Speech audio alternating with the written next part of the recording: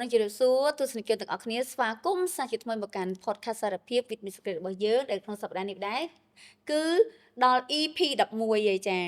ហើយនេះខ្ញុំជឿជាក់ថាសប្តាហ៍នេះទស្សនិកជននឹងមានអារម្មណ៍កាន់តែប្លែកជាមួយនឹងភ្ញៀវកិត្តិយសរបស់យើងតែម្ដងហើយចង់ដឹងថាភ្ញៀវកិត្តិយសរបស់យើងក្នុងសប្តាហ៍នេះចានឹងមានអ្វីមកចែកជូនទៅដល់ទស្សនិកជនទាំងអស់គ្នាហើយសូមបញ្ចេញអារម្មណ៍តិចណាបងណោះចាខ្ញុំពិតជាសប្បាយចិត្តហើយរំភើបមែនទែនដែលថ្ងៃនេះដែរបងបានផ្ដល់កិត្តិយសចូលរួមនៅក្នុងកម្មវិធីរបស់យើងហើយនិយាយទៅខ្ញុំលឺសន្លឹកបងយូរហើយអូយអរគុណចាឃើញថាសមត្ថភាពបងក៏ដូចជាអ្វីដែលបងកសាងមករហូតមកដល់បច្ចុប្បន្ននេះឃើញថាសមិទ្ធផលរបស់បងគឺពិតជាត្រូវបានទទួលស្គាល់ចាពីមហាជនក៏ដូចជាអតិថិជននិងទស្សនិកជនដែលតែងតែគ្រប់គ្រងនៅអាជីវកម្មរបស់បងសប្បាយចិត្តដូចគ្នាទស្សនិកជនប្រកាសតែចង់ដឹងហើយថាតើភ្ញៀវកិត្តិយសរបស់យើងក្នុងសប្តាហ៍នេះគឺជាអ្នកណាចាកុំតណាទៅណាកុំភ្លេចនៅរងចាំរហូតដល់វគ្គ surprise បើរបាំងមុខដែលជាវគ្គទី2នៃកម្មវិធីរបស់យើងចាអញ្ចឹងកុំឲ្យទស្សនិកជនរងចាំយូរយើងងាកមកស្វាគមន៍ភ្ញៀវកិត្តិយសរបស់យើងតែម្ដងចាជំរាបសួរបងចាជំរាបសួរអរគុណមែនទែនបងដែលបានផ្ដល់កិត្តិយសចូលរួមនៅកម្មវិធីរបស់ប្អូនហើយភ្ញៀវកិត្តិយសរបស់យើងក្នុងសប្តាហ៍នេះបានត្រៀមខ្លួនរួចជាស្រេចក្នុងការនាំយកនៅបទពិសោធន៍ផ្ទាល់ខ្លួនរបស់គាត់ដែលបានជួបទាំងក្នុងអតីតកាលក៏ដូចជាបច្ចុប្បន្នកាលចាត្រូវទេបងអូខេត្រៀមខ្លួនរួចជាស្រេចចាមិនថាក្នុងអតីតឬក៏បច្ចុប្បន្នទេយើងតែងតែមានចាមានរហូតនឹងយើងអត់អស់ដរាបណាយើងនៅតែមានជីវិតចាវិញ្ញាសាវាជាទៅមកជាបន្តចាអញ្ចឹងក្នុងសប្តាហ៍នេះផងដែរបងបានត្រៀមនៅប្រធានបទដែលគួរឲ្យចាប់អារម្មណ៍បែបណាខ្លះដែរទាំងក្នុងអតីតកាលនិងបច្ចុប្បន្នកាលដែលបងគិតថាជា challenging ក៏ដូចជាគេហៅថាជារឿងរ៉ាវដែលដកជាប់ក្នុងចិត្តបងណាចាហើយបងបានឆ្លងវាមកបានតាមវិធីណាចាទាំងខ្ញុំសុំពីក្នុងអតីតកាលមួយក៏ដូចជាថ្មីនេះមួយចាអូខេចេញបងចាអរគុណហើយអ្វីដែលខ្ញុំចង់មកចែករំលែកនៅក្នុងពេលនេះអតីតកាលដល់គេហៅថាជូចត់ក៏សុបាយហ្នឹងហើយព្រោះធម្មតាអតីតកាលតែងតែមានភាពឈឺចាប់ហើយនិងភាពសុបាយប៉ុន្តែខ្ញុំតែងតែរំលឹកជាមួយនឹងអតីតកាលដែលសុបាយ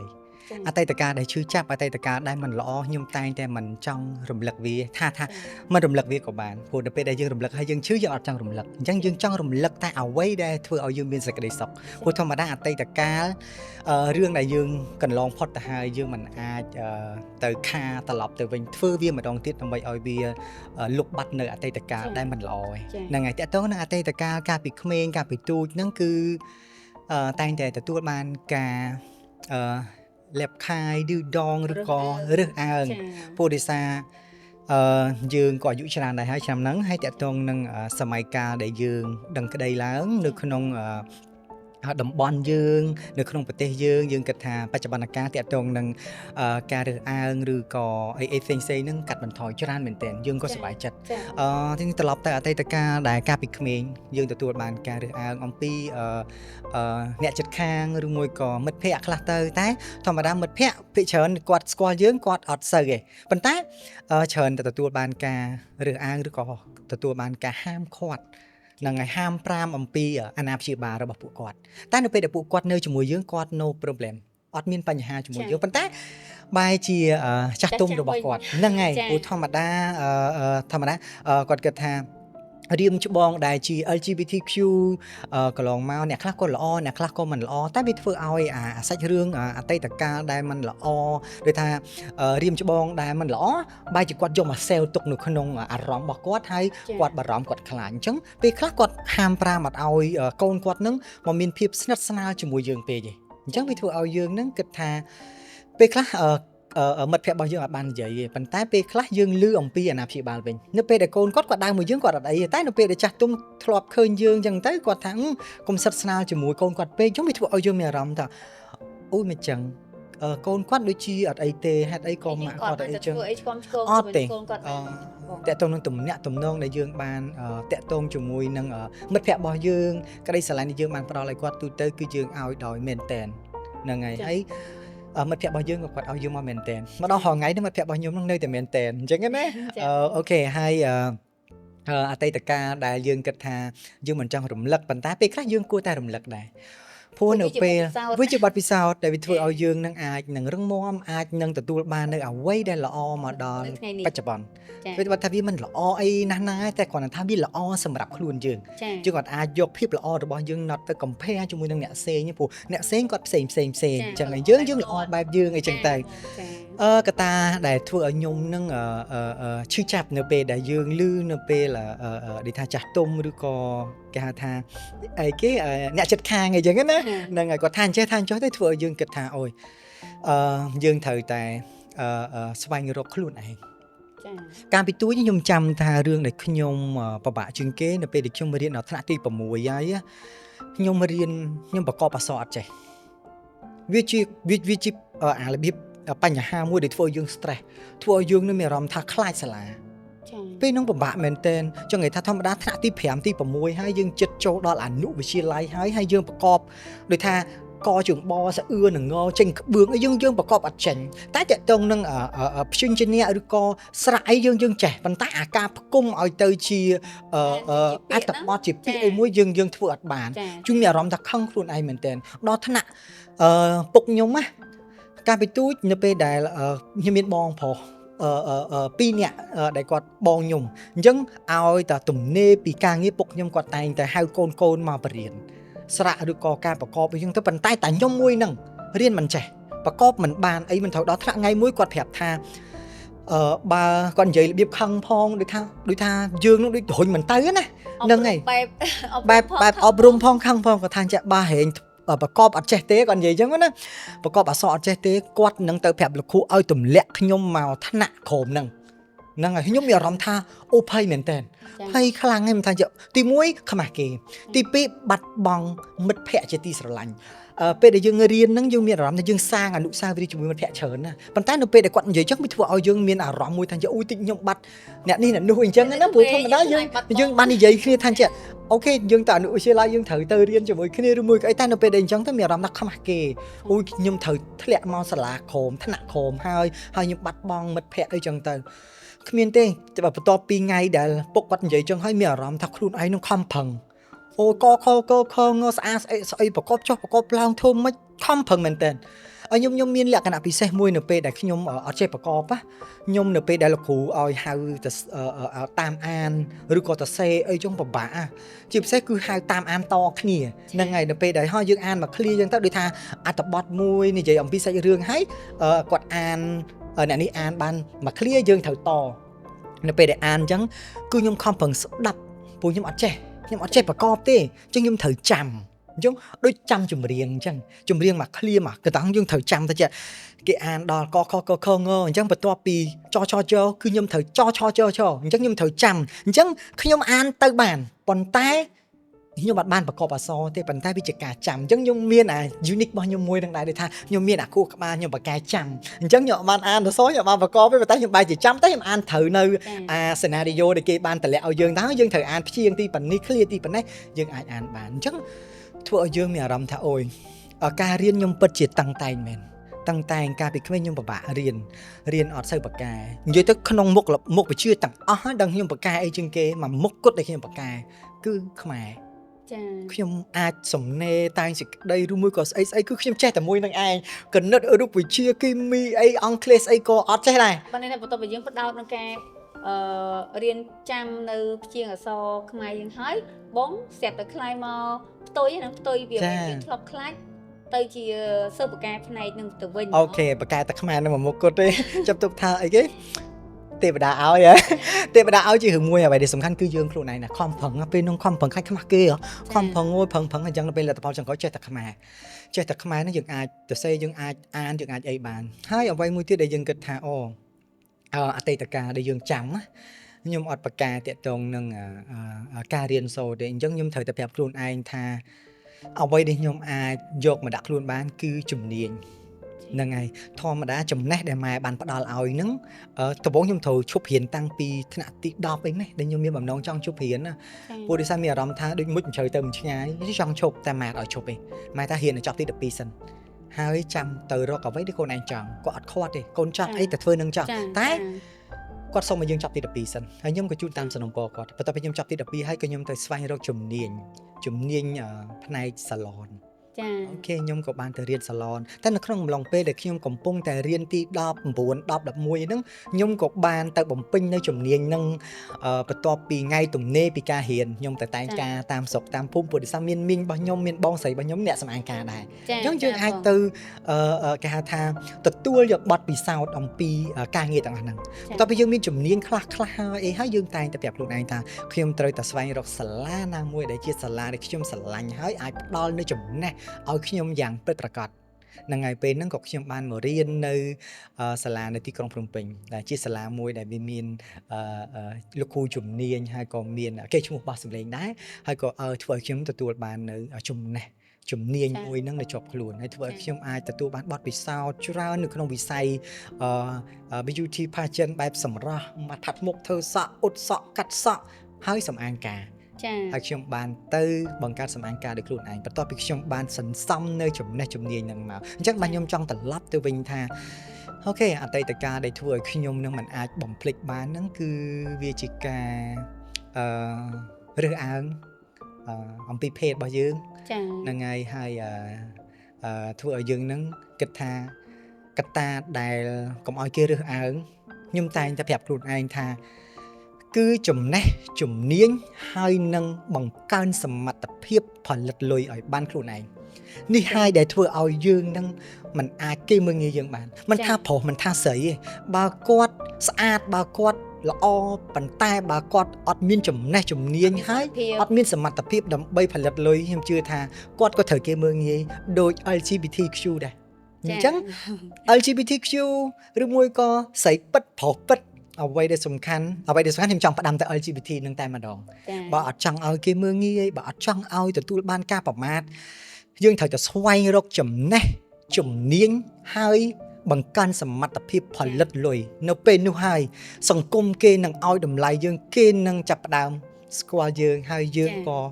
មានស្នាមញញឹមជាមួយនឹងសង្គមសម័យបច្ចេកវិទ្យាទំនើបចាសារមួយនេះពិតជាមានតម្លៃខ្លាំងមែនទែនជាពិសេសទៅដល់បងប្អូនដែលនៅក្នុង LGBT เนาะចាអញ្ចឹងសម្រាប់បងប្អូនដែលគាត់ដឹងតែខ្លួនគាត់ជាអ្នកណាគាត់យល់ពាក្យហ្នឹងណាបងเนาะចាហើយសារមួយនេះគឺបន្ថែមនៅកម្លាំងចិត្តធំមួយទៀតសម្រាប់គាត់ដែលកំពុងទទួលរងនៅការរើសអើងហើយខ្ញុំជឿជាក់ថាមិនថាមកដល់សម័យកាលឥឡូវទេទោះបីជាយើងទទួលស្គាល់ឲ្យតម្លៃ LGBT ខ្លាំងប៉ុណ្ណាក៏ដោយតែនៅមានមួយចំនួនទូចណាបងเนาะចាជាពិសេសគឺផ្នែកកំណត់នៅតាមជនបទចាគាត់នៅតែមានការរើសអើងក៏ដូចជាមិនឲ្យតម្លៃទៅដល់ភេទដែលមិនមែនជាបរិសុទ្ធពិតឬក៏នារីពិតចាក៏ប៉ុន្តែអត់ទេចាជាក់ស្ដែងដែលយើងបានឃើញជំនាញខ្លួនយើងចាបងបងប្អូន LGBT សម័យនេះពូកែខ្លាំងណាស់បងចាគឺថាមុំអីយើងទៅរៀនអ្វីដូចគាត់ហ្នឹងរៀនអត់បានដូចគាត់ទេគឺគាត់ដូចមានដុំពីកំណើតមួយគេហៅថាអានេះបើតាមស្រាវជ្រាវវិទ្យាសាស្ត្រគេស្រាវជ្រាវណាបង LGBT គាត់មានចំណុចខ្លាំងមួយគេហៅថាកំណត់ច្នៃប្រឌិតរបស់គាត់គឺមានភាពប្លែកនិងគេហៅថា unique ជាងបរិសុទ្ធពិតឬក៏ស្ត្រីពិតអានេះអធិស្ឋានបងប្អូនទស្សនិកជនដែរនេះជាការស្រាវជ្រាវដែលខ្ញុំបានអានបានអានពីសភៅក៏ដូចជាស្ដាប់វីដេអូឯចាហើយយើងឃើញថាអញ្ចឹងមែនចាយើងឃើញអញ្ចឹងមិនចិត្តស្អាតដូចបងអញ្ចឹងចាឈុតនៅលើខ្លួនបងឯចាទស្សនិកជនចាអូគេថាច្នៃខ្លួនឯងស្លៀកខ្លួនឯងតែម្ដងចាអូខេដឹងហើយដូចជាបន្ថែមបន្តិចតកតងនឹងគេហៅថាធម្មពលពិសេសដែលខាងអូននិយាយមិញអញ្ចឹងថាតាមការស្រាវជ្រាវតកតងនឹង LGBT គាត់តែងតែ LGBTQ គាត់តែងតែមានអ្វីដែលពិសេសនៅក្នុងខ្លួនប៉ុន្តែនៅក្នុងអំឡុងពេលដែលគេថាភាពពិសេសឬក៏ភាពអស្ចារ្យរបស់ LGBTQ ដែលមាននៅក្នុងខ្លួនលេចចេញជារូបរាងឡើងអាស្រ័យលើអីគេកត្តាគ្រួសារហើយនិងកត្តាសង្គមវាជារឿងសំខាន់មែនទែននៅពេលដែលឧទាហរណ៍ថា LGBT មួយឬក៏កូនម្នាក់ដែលជា LGBT កើតនៅក្នុងគ្រួសារប៉ុន្តែមិនទទួលបានការគាំទ្រពីគ្រួសារអញ្ចឹងធ្វើឲ្យកូនម្នាក់នឹងបាត់សមត្ថភាពអត់អាចបញ្ចេញធម៌ពលពិសេសដែលមាននៅក្នុងខ្លួនរបស់គាត់មកឲ្យអស់ពីខ្លួននេះនឹងហើយធ្វើឲ្យគាត់មានគំនាបគាត់ចង់ធ្វើអីអត់បានធម្មតាគាត់គឺជា LGBTQ ហើយខ្ញុំជឿថាអ្នកដែលមានអត្តចរិតដោយពួកខ្ញុំការងាររបស់ពួកគាត់នៅពេលដែលគាត់មានធម៌ពលពិសេសដែលបានផ្ដល់អំពីគ្រួសារឬក៏សង្គមគេហៅថាជាភាពកក់ក្ដៅដែលពួកគាត់បានផ្ដល់ឲ្យយើងវាធ្វើឲ្យយើងមានធម៌ពលដើម្បីផលិតអ្វីដែលល្អមែនទែនសម្រាប់ខ្លួនឯង សម្រាប់គ្រួសារហើយនឹងសម្រាប់សង្គមជាតិនេះហើយគឺជាអ្វីដែលយើងតែងតែចង់បានអំពីគ្រួសារនៅពេលដែលគាត់មានសមាជិកបែបហ្នឹងចាបងកុំខឹងគាត់អូខេឲ្យគាត់ធ្វើទៅតាមអ្វីដែលមាននៅក្នុងខ្លួនគាត់ហើយផ្ដល់កម្លាំងចិត្តឲ្យគាត់នៅពេលនោះហើយគាត់នឹងអាចបញ្ចេញសមត្ថភាពពិសេសឲ្យគ្រួសារមានស្នាមញញឹមដោយសារ LGBTQ ចាឆ្លងកាត់សាររបស់បងខ្ញុំមិនភ្លេចកោតសរទៅដល់ក្រុមគ្រួសារបងទេចាយើងឃើញថាមានច្រើនដែរដែលចាប់ផ្ដើមការរើសអើងក៏ដូចជាការគិតសកលចេញពីគ្រួសារគាត់ផ្ទាល់មកចាហើយឃើញថាគ្រួសារបងគឺគាត់គេថាគាត់ឲ្យតម្លៃហើយគាត់ចង់ថាគាត់យល់ចិត្តយើងមែនតើចាគាត់គោរពនៅអ្វីដែលជាធម្មជាតិរបស់យើងចាហើយតាមរយៈសារមួយដែរខ្ញុំក៏សូមចាស់ធ្វើការสนับสนุนក៏ដូចជាទទូចទៅដល់ក្រុមគ្រួសារដែលគាត់មានកូនជា LGBT ណាគាត់គួរតែស្វែងយល់នឹងសាកសួរពីទឹកចិត្តសមាជិកគ្រួសារយើងកូនយើងចាដែលគាត់បែបហ្នឹងណាវាមិនមែនជារឿងអីខុសឆ្គងទេយើងគ្រាន់តែកើតមកជា LGBT មានរឿងអីខុសយើងមិនតាមបានសារកំហុសណាចាបើគ្រាន់តែកើតមកជា LGBT ខុសអញ្ចឹងមកន័យថាប្រទេសជឿនលឿនក៏ដូចជាប្រទេសដែលគាត់កំពុងតែទទួលស្គាល់តាំងពីអាពាហ៍ពិពាហ៍មានសម្បត្តិអាពាហ៍ពិពាហ៍អ្នកដែលគាត់រៀបការពេលគ្នាហ្នឹងអញ្ចឹងគេប្រទេសគេឡើងអភិវឌ្ឍឡើងជឿនលឿនបាត់ហើយណោះចាជាឆ្លងកាត់សារមួយនេះខ្ញុំឃើញថាសប្តាហ៍នេះខ្ញុំជឿជាក់ថាបងប្អូនជា LGBT គឺគាត់ចាពេញចិត្តនៅវិធានបទនៅក្នុងសប្តាហ៍នេះមែនតើសប្តាហ៍នេះខ្ញុំស្ដាប់ហើយរំភើបណាបងអរគុណចាអញ្ចឹងតកតងជាមួយនឹងបទពិសោធន៍នត្តការគឺពាក់ព័ន្ធជាមួយនឹងការរើសអើងក៏ដូចជាការពង្រឹងស្មារតីរហូតទទួលបានការគ្រប់គ្រងនិងទទួលស្គាល់ពីប្រជាជនខ្លួនណាបងណោះចាចូលមកដល់ពីបទពិសោធន៍ថ្មីនៅវិញបងអូខេចែកលេខបន្ថែមមួយចំណុចទៀតបានទេអូខេតើទៅនឹងបច្ចុប្បន្នធម្មតារឿងវាមិនអាចសមប្រកបដោយអ្វីដែលយើងចង់បានទេចា៎ប៉ុន្តែខ្ញុំតែងតែទទួលយកនៅគ្រប់រឿងទាំងអស់ដែលកើតនៅក្នុងជីវិតរបស់យើងចា៎ទោះវាបែបណាក៏យើងទទួលយកហើយយើងទទួលយកវាដោយស្នាមញញឹមពេលខ្លះយើងអាចផ្ដល់អ្វីមួយទៅឲ្យមនុស្សជាទីស្រឡាញ់ប៉ុន្តែបែរជាការផ្ដល់ឲ្យដែលយើងបានផ្ដល់ឲ្យគេបែរជាគេមើលឃើញថាមិនមែនជាការផ្ដល់ឲ្យដោយក្តីស្រឡាញ់អានឹងខ្ញុំក៏អត់ទៅចិត្តដែរព្រោះដោយសារខ្ញុំតែងតែប្រាប់ខ្លួនឯងថាខ្ញុំស្រឡាញ់អ្នកណាខ្ញុំរាប់អានអ្នកណាខ្ញុំស្គាល់អ្នកណាខ្ញុំតែងតែយកបេះដូងមែនតែនយកទៅឲ្យគេតែបើសិនគេត្រឡប់មកវិញបែបមិនមែនតែនក៏ខ្ញុំអត់ទៅចិត្តដែរព្រោះពេលខ្លះដូចព្រះពុទ្ធក៏បានផ្ដាំនៅក្នុងអីចឹងណាហ្នឹងហើយលោកទេសនាអីចឹងទៅគាត់ថាមិនប្រកាសថាយើងធ្វើអំពើល្អទៅកាន់ម្នាក់ហ្នឹងគឺជាអ្នកត្រូវត្រឡប់អំពើល្អមកយើងវិញឯងយើងធ្វើអំពើល្អយើងចែកទានទៅកាន់ម្នាក់ហ្នឹងពេលខ្លះទានដែលយើងបានផ្ដល់ទៅឲ្យម្នាក់ហ្នឹងអ្នកផ្សេងអាចផ្ដល់មកឲ្យយើងផ្ទុយពីម្នាក់ហ្នឹងអញ្ចឹងយើងកុំរំពឹងថាយើងចែកទានយើងធ្វើបុណ្យទៅកាន់អ្នកហ្នឹងហើយបុណ្យឬក៏ទានត្រឡប់ពីម្នាក់ហ្នឹងមកឲ្យយើងវិញអត់ទេយើងអាចនឹងមានអ្នកផ្សេងដែលអាចគេមើលឃើញព្រោះពេលខ្លះបុណ្យគាត់ខ្ពស់ពេកយើងឲ្យក្តីស្រឡាញ់ពិតប្រាកដទៅឲ្យគាត់ទទួលយកអត់បានបុណ្យគាត់ពុះពេកអញ្ចឹងអូខេឲ្យគាត់ទៅចុះអញ្ចឹងយើងស្វែងរកអ្នកណាដែលមានបុណ្យប្រហែលយើងដើម្បីយើងចែករំលែកនៅអ្វីដែលល្អឬក៏រឿងដែលល្អទៅកាន់ពួកគាត់ហ្នឹងហើយរីករាយនឹងទទួលហ្នឹងហើយដូចចង់និយាយថាឧទាហរណ៍ថាដូចធម្មតាមានមនុស្សជាទីស្រឡាញ់ដែលយើងស្រឡាញ់យកចិត្តទុកដាក់អញ្ចឹងបើខ្ញុំត្រឡប់ទៅខាងដើមវិញមិញបន្តិចថាពេលខ្លះក្តីស្រឡាញ់ក្តីបារម្ភរបស់យើងស្រឡាញ់គាត់បារម្ភគាត់ពេកឬមួយក៏អីពេកបែរជាគេគិតថាមិនមែនជាក្តីស្រឡាញ់ទៅជាគេគិតថាជាការច្រណែនចា៎ព្រោះធម្មតាខ្ញុំមកដល់ពេលនេះខ្ញុំអាយុក៏ច្រើនដែរហើយតើតើនៅក្នុងវិស័យ business ក៏ខ្ញុំទទួលបានបទពិសោធន៍20ឆ្នាំទៅហើយហ្នឹងហើយអញ្ចឹងខ្ញុំគិតថាខ្ញុំមានបទពិសោធន៍ច្រើនបើដូចចាស់គាត់និយាយថាចាស់ស្គាល់ផ្លូវហ្នឹងហើយក្មេងៗមានបទពិសោធន៍អាចយើងដឹកដៃគ្នាទៅស្វែងរកអ្វីដែលល្អសម្រាប់ខ្លួនឯងឬក៏សង្គមជាតិអញ្ចឹងនៅពេលដែលយើងមានបទពិសោធន៍ជាមួយនឹង business រាល់ធម្មតាខ្ញុំមិនមែនជាកូនអ្នកមានទេពេលដែលខ្ញុំបើកសំអាងការខ្ញុំមានលុយតិចមែនតើនៅក្នុងការបើកមុខចំនួនមួយនេះទទួលបានការ support ពីអ្នកផ្ទះរបស់ខ្ញុំដូចបងណានិយាយមិញអញ្ចឹងថាអ្នកផ្ទះគាត់គាំទ្រខ្ញុំពិតជារំភើបមែនជាតិនេះខ្ញុំមានសំណាងខ្ញុំចង់អរគុណទៅកាន់ឪពុកម្ដាយរបស់ខ្ញុំគ្រួសាររបស់ខ្ញុំបងប្អូនរបស់ខ្ញុំដែលគាត់គាំទ្រខ្ញុំតាំងពីខ្ញុំកើតដឹងក្ដីមកគឺគាត់គាំទ្រខ្ញុំសូម្បីតែការតុបតែងខ្លួនរបស់ខ្ញុំម៉ែខ្ញុំគាត់ឃើញថាខ្ញុំមានអត្តចរិតបែបហ្នឹងគឺគាត់តុបតែងខ្លួនខ្ញុំដូចកូនស្រីអញ្ចឹងវាធ្វើឲ្យភាពកក់ក្ដៅដែលគាត់បានផ្ដល់ឲ្យយើងនេះវាជាកម្លាំងដ៏អស្ចារ្យមួយទោះមជ្ឈដ្ឋាន ខាងក្រៅគេថាមិនក៏ដោយវាគ្រាន់តែយើងយកមកស្ដាប់ដើម្បីអភិវឌ្ឍខ្លួនទេប៉ុន្តែធម៌ពលពិសេសដែលខ្ញុំមានគឺគ្រួសាររបស់ខ្ញុំគឺគាត់ផ្ដល់ភាពកក់ក្ដៅឲ្យខ្ញុំធ្វើឲ្យខ្ញុំនឹងអាចទៅស្វែងរកអ្វីដែលជាពន្លឺល្អសម្រាប់ខ្លួនឯងហើយនឹងគ្រួសារអញ្ចឹងនៅពេលដែលយើងស្រឡាញ់យើងយកចិត្តទុកដាក់យើង take care យើងបារម្ភធម្មតាដូចខ្ញុំនិយាយថា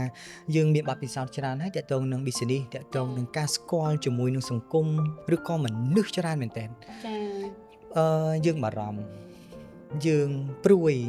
យើង take care តែបែរជាគេគិតថាយើងចំណែនជាតិនេះខ្ញុំមិនដែលចំណែនអ្នកណាទូអ្នកណាមានបែបណាអ្នកណាអីបែបណាខ្ញុំមិនដែលមានចិត្តចំណែនខ្ញុំនិយាយតែជាពាក្យពិតខ្ញុំមិនចំណែនទេព្រោះខ្ញុំគិតថាមនុស្សម្នាក់មានសម្ពាធបុណ្យផ្សេងគ្នាមិនប្រកាសថាវ័យគាត់ប៉ិនយើងរៀនសកលគ្នា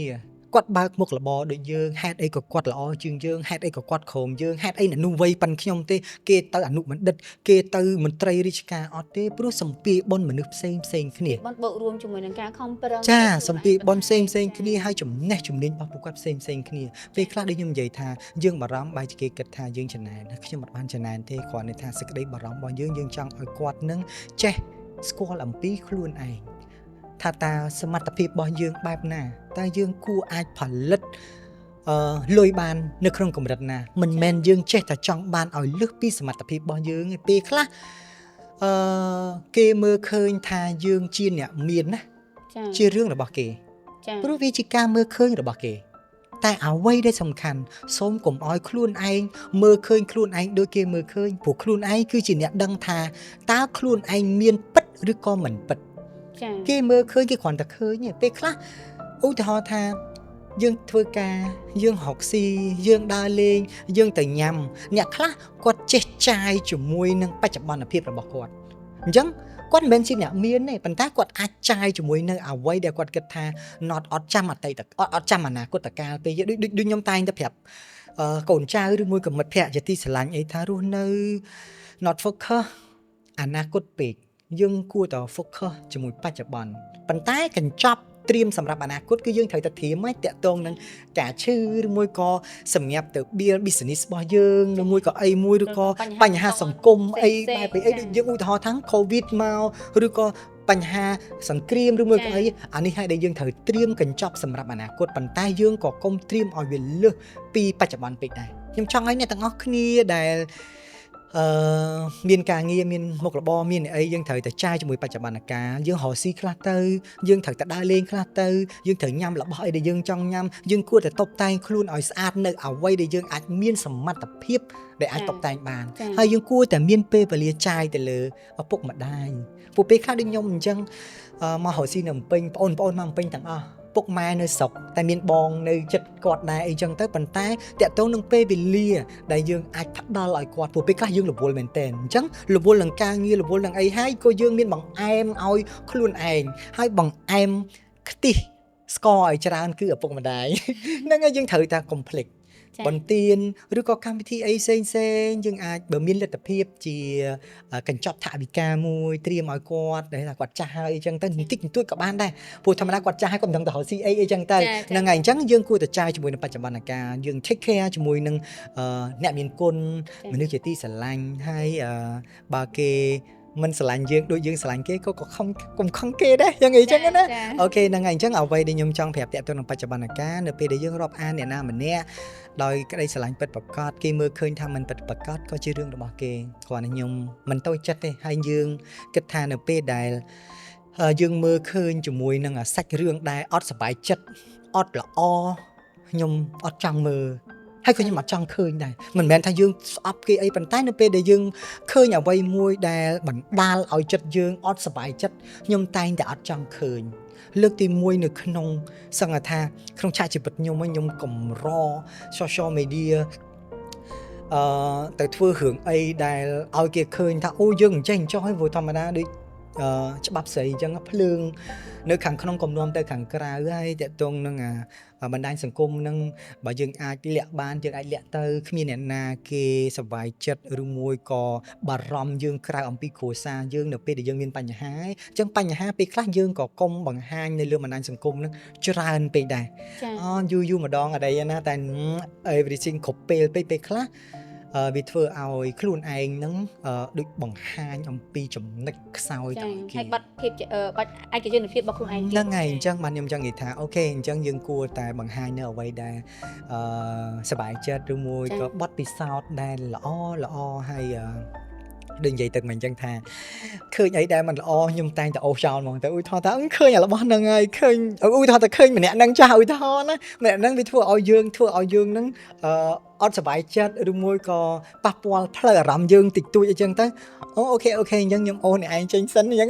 យើងទៅរកមើលអ្វីដែលវាធ្វើឲ្យយើងសប្បាយធ្វើឲ្យយើងមានអារម្មណ៍ល្អអញ្ចឹងអ្វីដែលមិនល្អយើងគួរតែ not delete ណាមិនបាច់ delete ក៏បានតែយើងអូសចេញក៏បានដែរធ្វើតាមវិធីណាក៏បានដែរឲ្យតែអ្នកគិតថាឃើញរបស់នឹងអ្នកអត់សប្បាយចិត្តអ្នកអូសចោលទៅហើយយើងទៅស្វែងរករបស់ណាដែលធ្វើឲ្យយើងសប្បាយចិត្តអូខេហើយអ្វីដែលសំខាន់មួយទៀតត្រូវតែ research ឲ្យទាន់នៅសម័យកាលថាតើគេដល់ណាហើយបែបណាហើយសូមផ្ដាំថារឿងរៀនមួយកុំចោលត្រូវទៅបន្ថែមវិជ្ជាគុណគ្រប់ពេលវេលាអញ្ចឹងវាធ្វើឲ្យអ្វីនេះវាមានថ្មីនៅក្នុងខ្លួនយើងគ្រប់ពេលវេលាគ្រប់ទីកន្លែងគេចាំថារលកក្រោយច្រើនរលកមុនតែធៀបពិតវាអញ្ចឹងមែនតែបើរលកក្រោយគាត់នៅតែមានវិជ្ជាគុណល្អអូខេយើងក៏អាចនៅតែបន្តគេហៅថាបជាប្រតិភាពទៅកាន់ពួកគាត់បានដែរតែពេលខ្លះរលកក្រោយក៏ចង់សម្ញាក់ដែររលកមុន sorry រលកមុនក៏ចង់សម្ញាក់ដែរប៉ុន្តែសម្ញាក់ក៏អត់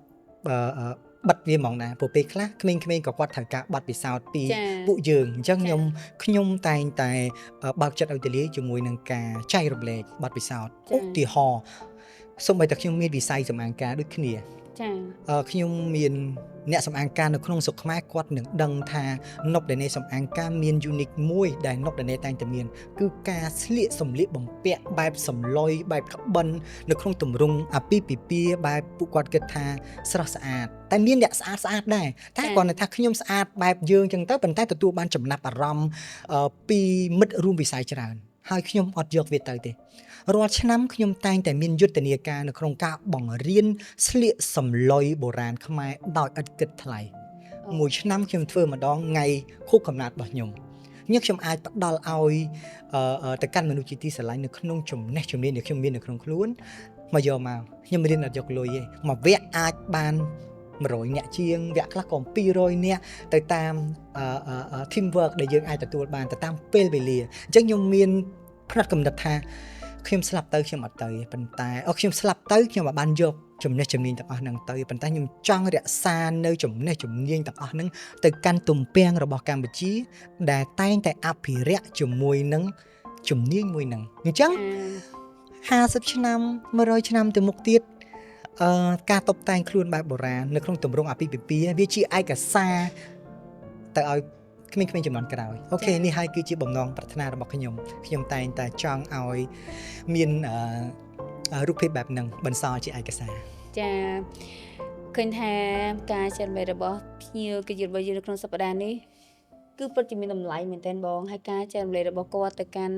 បងប្អូនក៏ដូចជាគេហៅថាទំពាំងចំនួនក្រោយដែលគាត់ឆ្លាញ់នៅវិស័យគេហៅសម្អាងការក៏ដូចជាការថែរក្សានៅការស្លៀកពាក់នៅប្រពៃណីទំនៀមទម្លាប់របស់យើងណាគាត់បានស្ដាប់ពីការចែករំលែករបស់ហើយប្រកាសជាចាប់ពីនេះគាត់អូខេទៅ search មើលណា search មើលតើអូខេការវិភាគបងបង្រៀននៅពេលណាអូខេហ្នឹងហើយមិនសុំទៅរៀនមួយដែរបានចង់និយាយថាទោះគាត់មិនមែនជាអ្នកដែលនៅក្នុងវិស័យសម្អាងការក៏ដោយឲ្យតែគាត់ស្រឡាញ់ព្រោះពេលខ្លះគាត់ត្រូវការយកមកស្លៀកខ្លួនឯងឬមួយក៏អីចឹងទៅពេលខ្លះមិនថាយើងទៅរៀនហើយយើងមកអាចថាបើកអាជីវកម្មហ្មងចាតែយើងគិតថាចេះទៅយ៉ាងហោចណាស់ពេលណាដែលយើងបន្តអីចឹងណា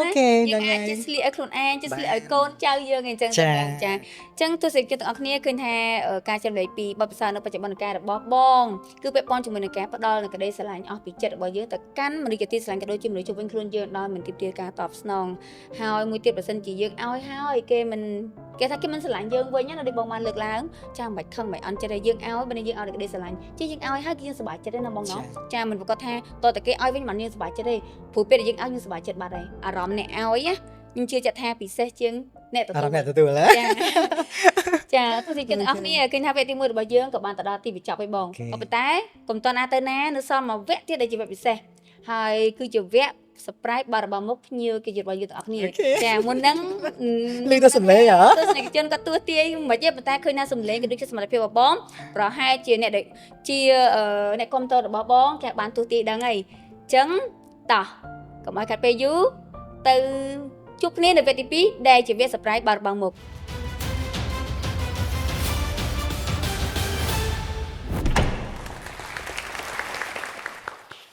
ចាសូមស្វាគមន៍ទៅជាថ្មីមកកាន់វគ្គ surprise របស់មុខភ្ញៀវគេចាពេលនេះរូបពិតសម្លេងពិតគឺបានបង្ហាញហើយចារូបសម្រាប់បានប្រហែលលើប្រហែលណាស្ងាត់អត់គឺ10ហ្មងបងចាតកតងជាមួយនឹង outfit តកតងជាមួយនឹងការតែងខ្លួនចាអូយពិតជាមានភាពតាក់ទាញមែនទែនអរគុណភ្ញៀវគេរបស់គ្នាតកតងជាមួយនឹង outfit របស់គាត់ណាគឺច្នៃមុខផ្ទាល់ចេញពីគាត់ខ្លួនឯងតែម្ដងចាអញជឿចិត្តថាទស្សនិកជនមិនទាន់ណែនាំខ្លួនទេប៉ុន្តែមានអ្នកគ្រប់គ្រងក៏ដូចជា fan របស់បងស្គាល់បងបាត់ហើយចាជឿកុំឲ្យទស្សនិកជនរងចាំយូរយើងនឹងមកស្ដាប់ពីការណែនាំខ្លួនផ្ទាល់ពីភ្ញៀវគេរបស់យើងតែម្ដងចាសូមអញ្ជើញបងជំរាបសួរអូនដូចគ្នាអរគុណហើយខ្ញុំបាទនប់ដាណេជាម្ចាស់សម្អាងការនប់ដាណេសម្អាងការហើយឆ្នាំនេះអាយុ40ឆ្នាំហើយអូយអូខេ40ឆ្នាំហើយបងចាំតិចខ្ញុំសម្រួលអារម្មណ៍តិច40ឆ្នាំ Oh my god ខ្ញុំគិតថាហើយអូខេហើយស្រុកកំណើតរបស់ខ្ញុំនៅភូមិផ្អៅឃុំផ្អៅស្រុកបាធាយខេត្តកំពង់ចាមចានៅកំពង់ចាមជុំឲ្យស្អាតអូអរគុណអ្នកកំពង់ចាមក៏ស្អាតហើយអ្នកដែលនៅខេត្តផ្សេងៗក៏ស្អាតដែរជាពិសេសប្រជាជនកម្ពុជាទូទាំងប្រទេសគឺស្អាតទាំងអស់គ្នាចាប្រកបណាស់បងពុទ្ធិសាអីគេប្រជាជនកម្ពុជារបស់យើងហ្នឹងជាប់ខាងមានបេះដូងស្មោះត្រង់ហើយនឹងស្នាមញញឹមពិតប្រាកដទៅកាន់អីគេភ្ញៀវទេសចរមែនណាចាហ្នឹងហើយ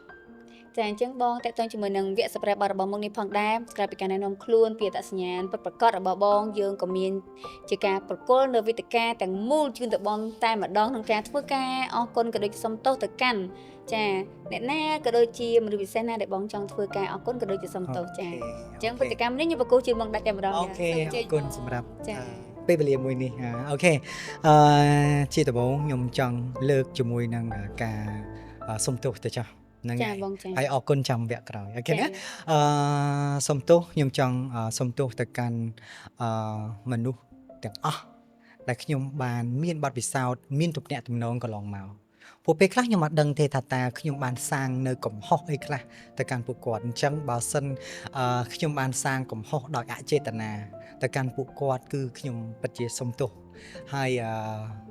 ក៏កុំប្រកាន់ព្រោះដោយសារពេលខ្លះមិនដឹងថាអ្វីដែលខ្ញុំបានធ្វើហ្នឹងវាខុសឬមួយក៏ខុសកម្រិតណាតែគោលបំណងរបស់ខ្ញុំអត់ចង់សោះតាក់ទងនឹងអ្វីដែលវាធ្វើឲ្យមនុស្សជុំវិញខ្លួនគាត់អត់សុខចិត្តគឺអត់ចង់ហ្មងគឺអត់ចង់តែជាកំហុសអចេតនាទេអចេតនាហ្នឹងហើយតែបើសិនណាគាត់ឃើញថាវាជាកំហុសចេតនាដែលគាត់មើលឃើញខ្ញុំពិតជាសុំទោសហើយខ្ញុំក៏ចង់បានការអនុគ្រោះពីពួកគាត់ហើយបើមានរឿងអីមានបញ្ហាអីយើងអាចជជែកគ្នាដើម្បីស្វែងរកបញ្ហាហ្នឹងហើយគាត់ថាពេលខ្លះបញ្ហាក៏វាមិនអាចដោះស្រាយបានដោយសារពេលវេលាវាអត់ទាន់អំណោយផលតែខ្ញុំជឿថា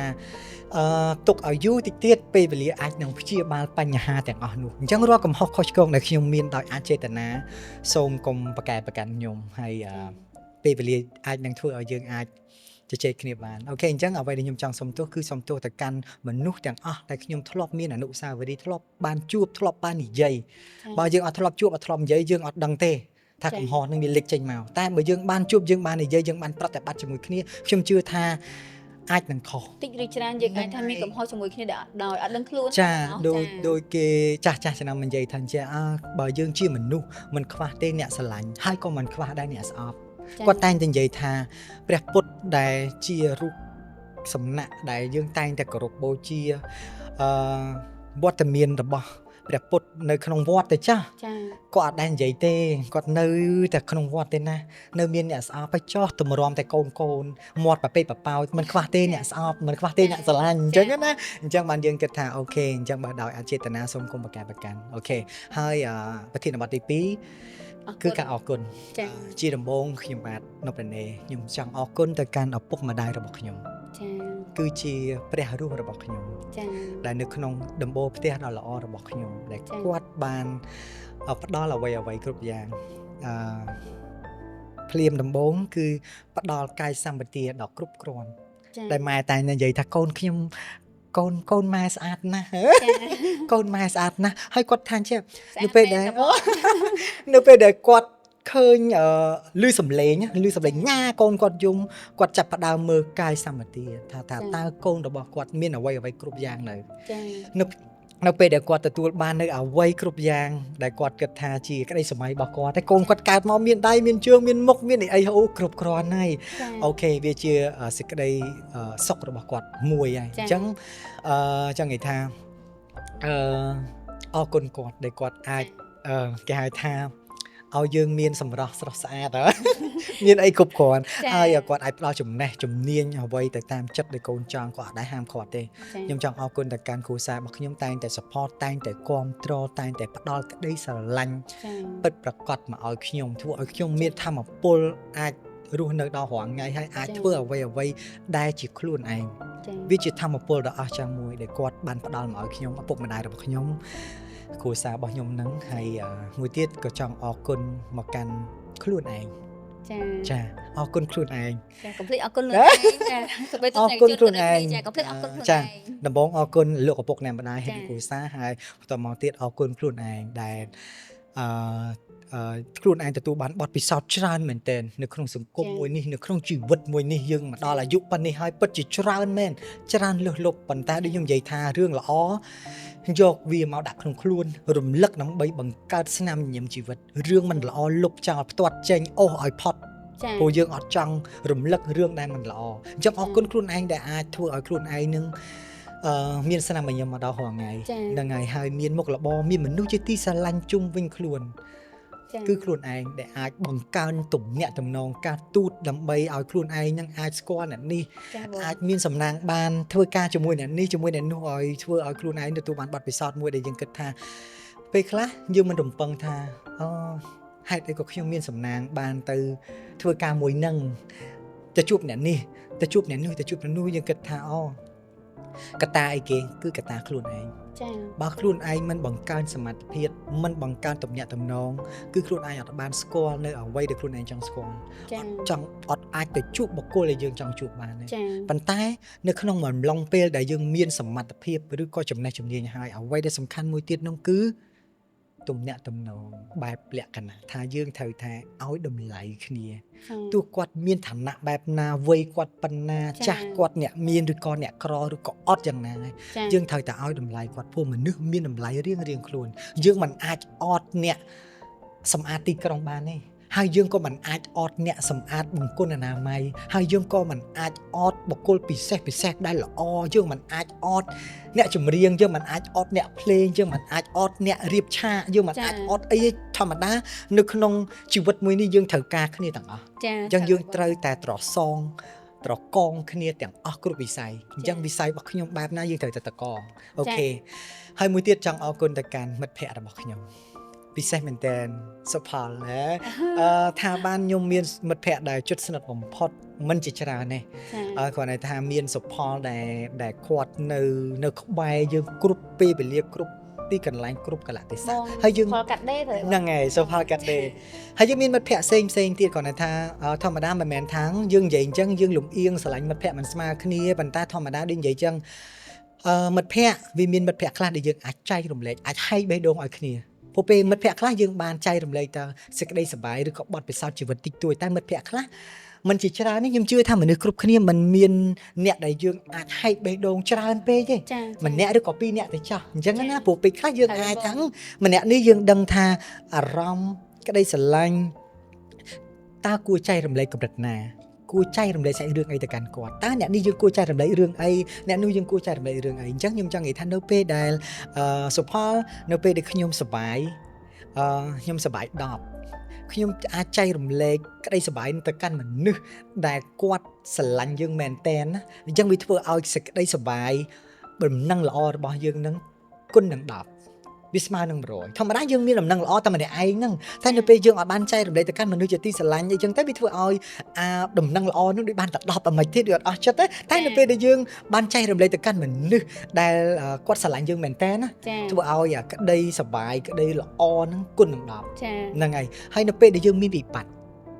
ក៏យើងត្រូវចែករំលែកទៅកាន់ពួកគាត់ពួកពេលខ្លះយើងអាចចែករំលែកទៅគាត់ដើម្បីឲ្យគាត់អាចផ្ដល់នៅអាវ៉ាតឬក៏បទពិសោធន៍អីពួកពេលខ្លះយើងស្មុគស្មាញយើងមិនប្រកាសថាយើងប្រកែកនិយាយអ្នកខ្លះគាត់ចំណាំនិយាយថាអ្នកតែងតែប្រឹក្សាអ្នកតែងតែដោះស្រាយវិបត្តិគេពេលដែលខ្លួនឯងមានវិបត្តិតែពិបាកដោះស្រាយណារបៀបអញ្ចឹងធៀបពិតគឺអញ្ចឹងមែនតែនៅពេលដែលយើងអាចទៅចែករំលែកបទពិសោធន៍អញ្ចឹងទៅធ្វើឲ្យយើងទទួលបានបទពិសោធន៍ថ្មីប្លែករសជាតិថ្មីដែលធ្វើឲ្យយើងនឹងមានថាមពលនៅក្នុងការស្វែងរកដំណោះស្រាយហើយនឹងឈានទៅរកអ្វីដែលល្អៗសម្រាប់ជីវិតអញ្ចឹងអរគុណគ្រួសារខ្លួនឯងហើយនឹងមិត្តជាទីស្រឡាញ់ហើយក៏អរគុណទៅកាន់កូនណានុកដានេមានរាល់ថ្ងៃដែលសារមាន teamwork ដ៏ល្អចា៎បណ្ដាញជាសរសៃឈាមរបស់នុកដានេគ្រប់បណ្ដាញទាំងអស់គឺយើងមានពួកគាត់ដែលអនុញ្ញាតឲ្យនុកដានេមកដល់បច្ចុប្បន្នកាលនេះអត់ខុសពីពាក្យចាស់ក៏បានលើកឡើងថាចង់ដើរលឿនដើរម្នាក់ឯងតែចង់ដើរយូរវែងគឺដើរជាក្រុមចាហើយក្រុមហ្នឹងតើតែមានក្រុមការងារដែលល្អចិត្តមួយថ្លើមមួយហើយរួមសុខរួមទុក្ខជាមួយយើងទៀតអញ្ចឹងឃើញថាដំណើរវែងឆ្ងាយរបស់បងរហូតមកដល់ពេលនេះទទួលបានសមិទ្ធផលក៏ដូចជាជោគជ័យ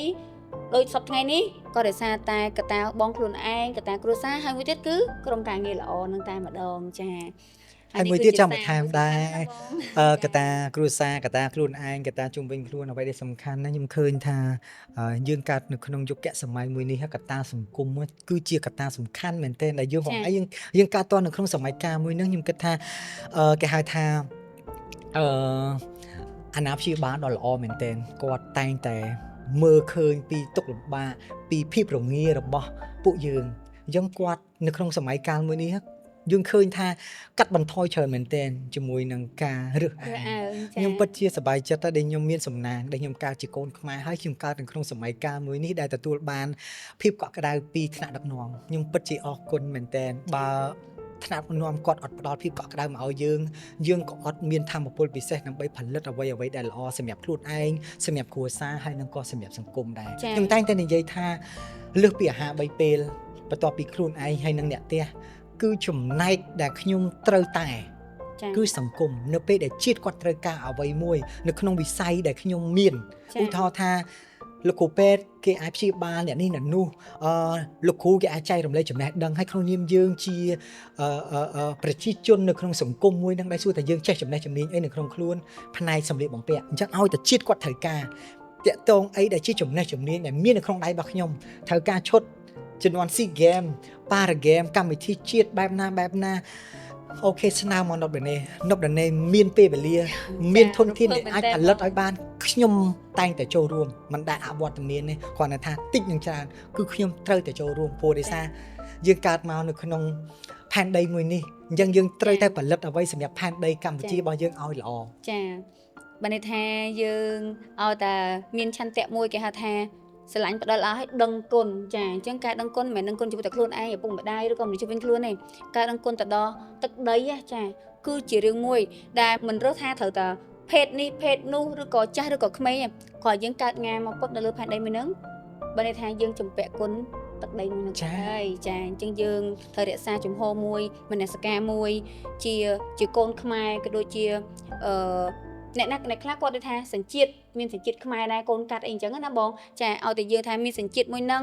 កាត់លើទឹកដីមួយហ្នឹងចាអញ្ចឹងយើងចូលរួមដោយបេះដូងទាំងអស់គ្នាក្នុងការគ្រប់គ្រងសង្គមជាតិយើងឲ្យកាន់តែរីកចម្រើនចុះដូចមិញបងលើកឡើងអញ្ចឹង40ឆ្នាំហ្នឹងឥឡូវបងអាយុ40មកនិយាយដល់អាយុបងខ្ញុំដូចរៀងអត់ចង់និយាយឡើងចង់ទៅមុខចាតែថា40ឆ្នាំមកយើងគិតមើលថាតើសង្គមជាតិរបស់យើងគាត់ ដូចថាចេះការយល់ដឹងការយល់ឃើញបើថា40ឆ្នាំមុនយើងទៅតែចប់ពីសង្គ្រាម ចាត្រូវហើយ ចាអញ្ចឹងបើនេះថាយើងដូចចាប់ដើមពីសូន្យឡើងវិញអញ្ចឹងការយល់ដឹងការសិក្សារៀនសូត្រក៏ដូចជាការយល់ពីគ្នានៅក្នុងការតាក់ទងគ្នាជាមួយនឹងភេទទី3ឬក៏គេហៅថាតែសម័យលើយ៉ាង LGBT ហ្នឹងត្រូវចាគឺគាត់អត់យល់ទេគាត់យល់ថាតែភេទទាំងអស់គឺសិតជាភេទធម្មជាតិតាចាអត់មានណាគេអត់មានគាត់កើតមកគាត់កំណត់ខ្លួនឯងទេចេះធម្មជាតិអ្នកឲ្យភេទមកគាត់ចាអញ្ចឹងពេលហ្នឹងគាត់អត់តន់យល់គាត់មានការរើសអើងមានការមាក់ងាយមានការប្រើប្រាស់នៅពាក្យសម្ដីវាយប្រហារទឹកចិត្តជាច្រើនហើយអ្វីដែលកាន់តែឈឺចាប់ហ្នឹងគឺអ្នកខ្លះគាត់ទទួលរងសម្ពាធអាហ្នឹងពីក្រុមគ្រួសារផ្ទាល់ទៀតចាអញ្ចឹងវាគឺជាអារម្មណ៍ឈឺចាប់មួយដែលឃើញថាមកដល់បច្ចុប្បន្ននេះលុបបំបត្តិស្ទើរតែ 90% ទេបងខ្ញុំអត់ហ៊ាននិយាយ 100% នៅក្នុងនេះដោយសារតែខ្ញុំនៅឃើញមានតែគាត់ថាវាតិចណាបងណោះតិចមែនទេថា10អីលើនៅសល់ថា1អីចឹងទៅចាអញ្ចឹងក៏ខ្ញុំសង្ឃឹមថា1ហ្នឹងថ្ងៃណាមួយcòn សល់0ចាអូខេពី1មក0អញ្ចឹងអត់សង្ឃឹមថាយើងនឹងទទួលស្គាល់អ្វីជាធម្មជាតិពិតសមត្ថភាពពិតរបស់មនុស្សជាតិរបស់យើងទាំងអស់គ្នា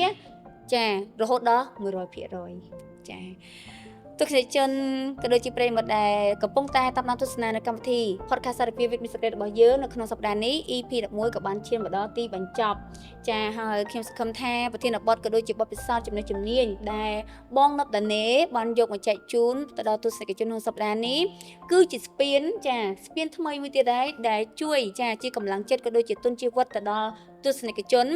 ដែលតាមដាននៅវីដេអូរបស់យើងតាមដានរហូតដល់ចប់ហើយជាពិសេសខ្ញុំសង្ឃឹមថាបងប្អូន LGBT ចាកាន់តែគេហៅថារឹងមាំហើយទទួលបានកម្លាំងចិត្តធំមែនទែនពីបងតលនេនៅក្នុងសប្តាហ៍នេះហើយខ្ញុំសូមគ្រប់ជូនពរចាទស្សនិកជនទាំងអស់គ្នាចាឲ្យមានសុខភាពល្អរកទទួលទានមានបានមានសេចក្តីសុខមានផ្លូវចិត្តរឹងមាំចាតែកុំភ្លេចចាដើម្បីជាកម្លាំងចិត្តដល់ពួកយើងវិញដូចគ្នាជួយចុច like follow